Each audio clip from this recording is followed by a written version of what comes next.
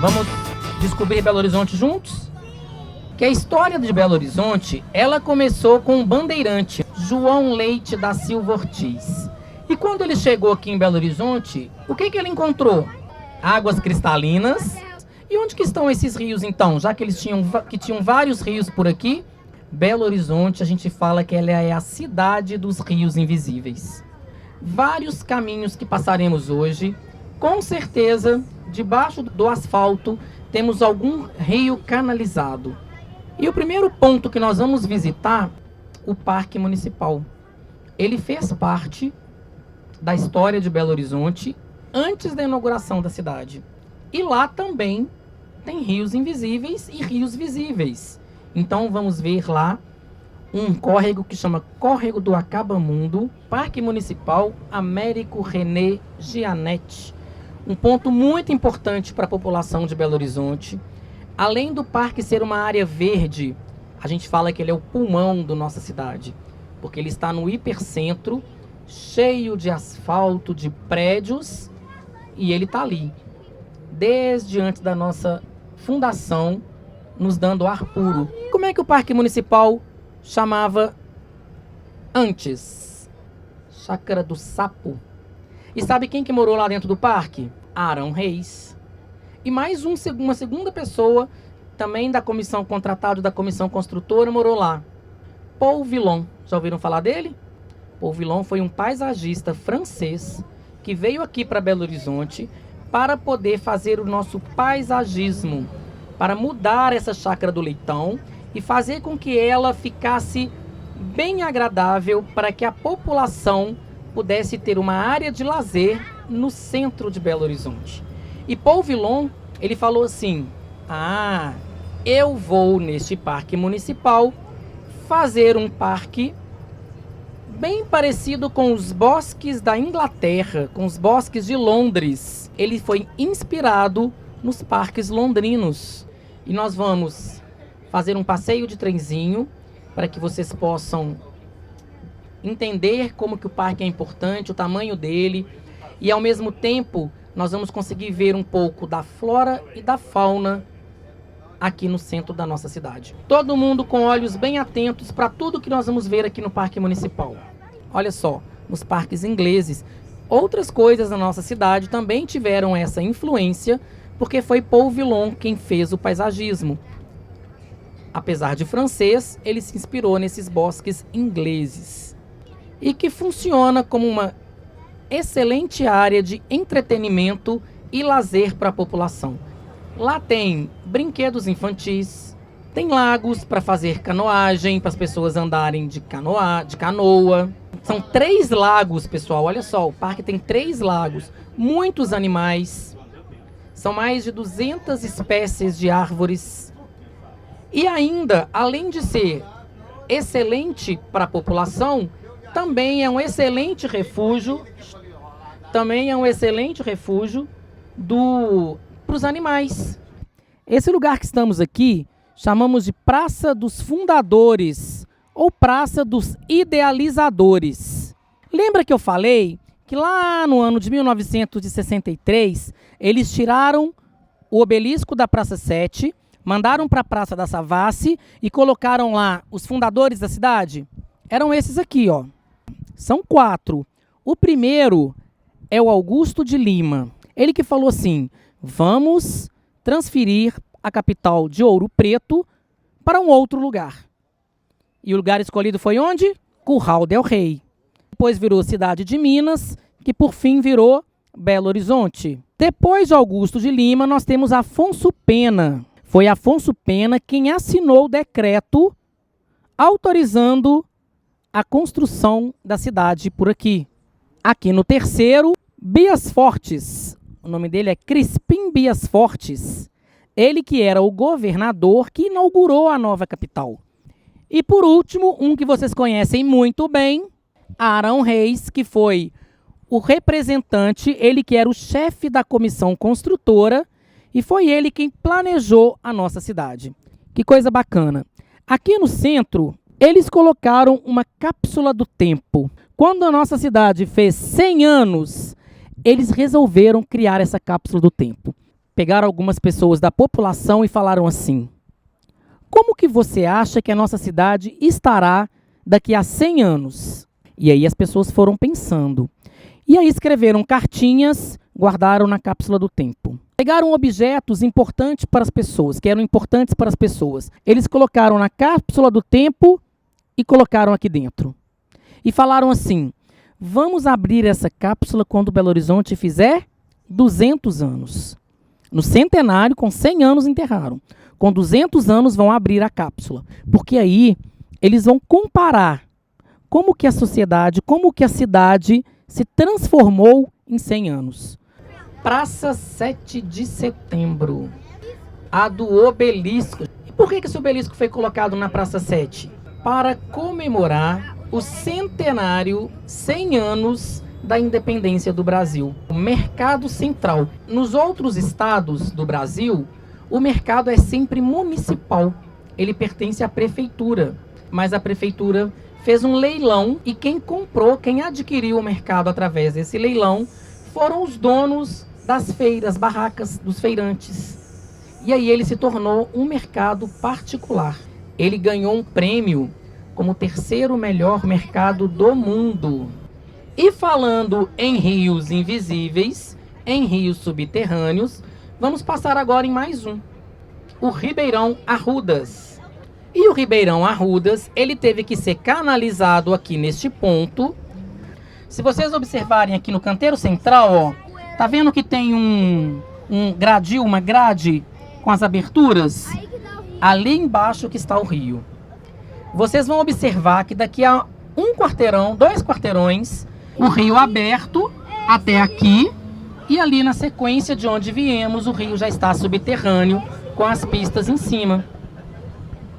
Viu que comprova nossos rios subterrâneos? Nossos rios invisíveis? É a área hospitalar. Porque aqui estão a maioria dos hospitais, a Escola de Medicina da Universidade Federal, o Palácio das Artes, foi construído para ser o principal teatro da cidade e ele está aí, ó, dentro do Parque Municipal.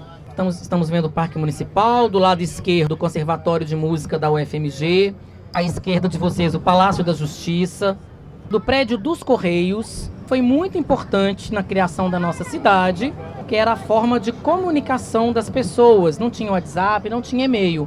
E ainda à esquerda, olha lá, aquele prédio todo cinza, a Prefeitura de Belo Horizonte. Ponto do bonde.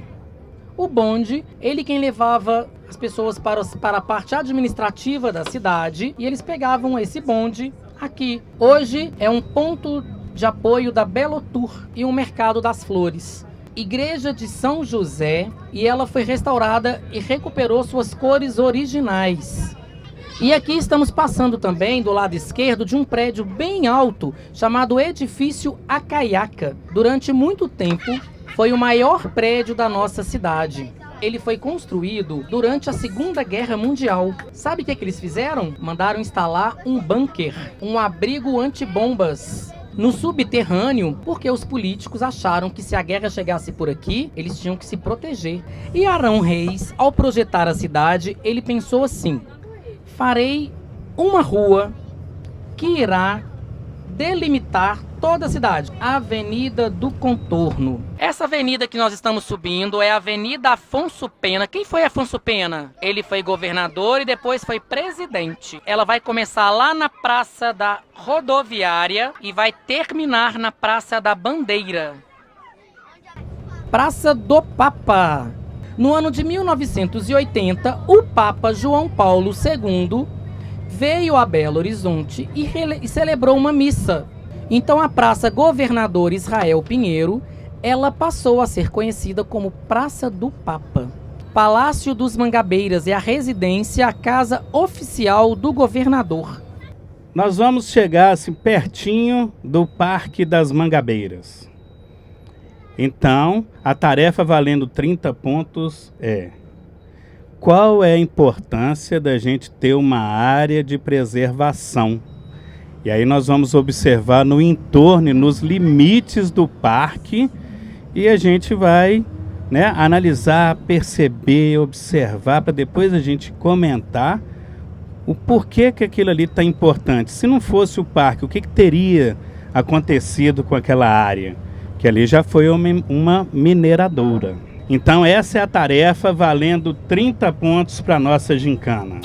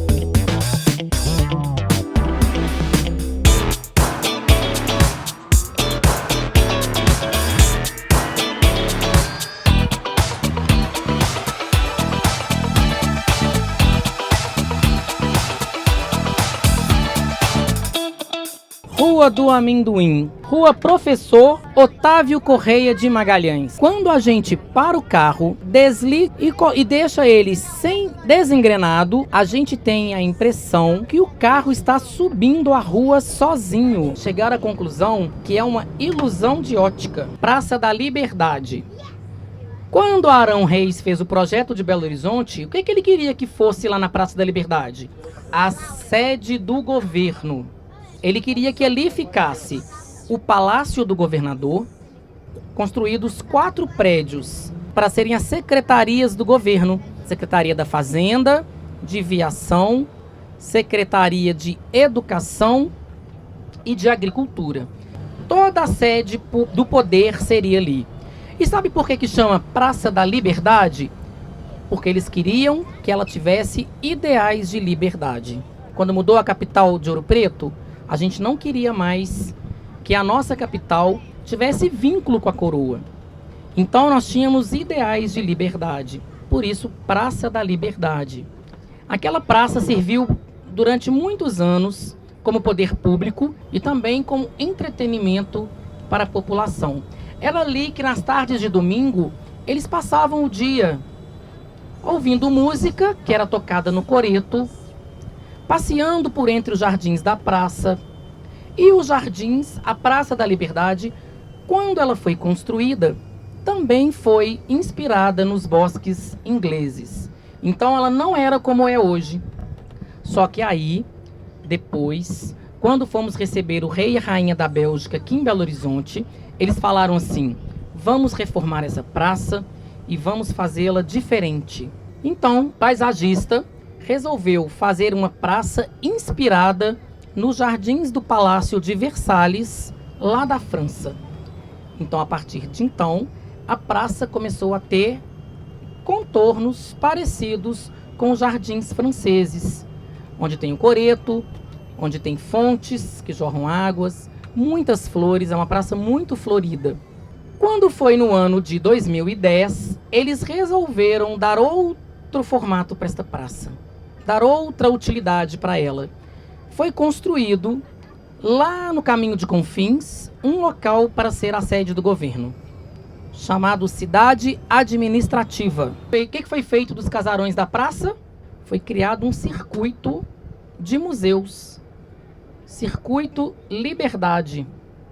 Onde é a Secretaria de Viação, lá está em restauração. Lá será construído um centro de apoio ao turista. Na Secretaria da Fazenda está o Memorial de Minas Gerais, que muita gente chama de Museu da Vale, que conta as histórias do nosso estado. O Museu das Minas e dos Metais, Museu da Gerdau, é mantido pela Gerdau. Lá é legal, não é?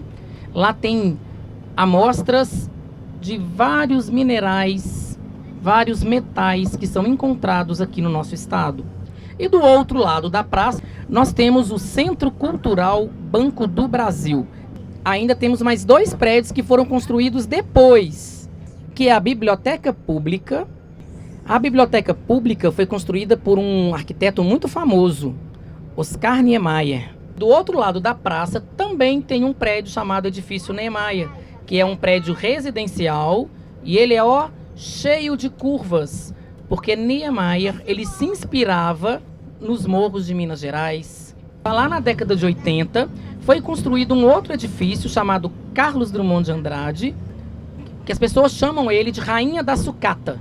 Ele foi construído com materiais que se encontram, ferro, alumínio, também materiais muito usados aqui no nosso estado. Só que quando ele foi construindo, estava passando uma novela que chamava Rainha da Sucata, que a atriz principal da novela, ela tinha um império construído com pedaços de ferro e de metal que ela encontrava na rua. Como eles acharam que aquele prédio era muito diferente de tudo, eles apelidaram ele de Rainha da Sucata. E por último, o outro prédio que tem na praça é o Espaço do Conhecimento da UFMG. No alto desse prédio tem uma luneta para poder observar a lua. O Palácio da Liberdade, que hoje não é mais nem a casa e nem o local de trabalho do governador. Hoje ele também é um espaço que pode ser visitado. O Arquivo Público e o Museu Mineiro, antigamente, foram criados junto com os prédios da Praça da Liberdade para serem residência das pessoas que trabalhavam ali na Praça da Liberdade. Então, o chefe da Secretaria de Agricultura morava ali. E depois resolveram que ele já não tinha mais essa função, transformar em um museu. No Arquivo Público é onde a gente pesquisa tudo sobre a nossa história. E o Museu Mineiro vai guardar partes importantes da nossa história. Tem quadros, esculturas, artistas importantes para nós, tem exposições lá, se expõem lá.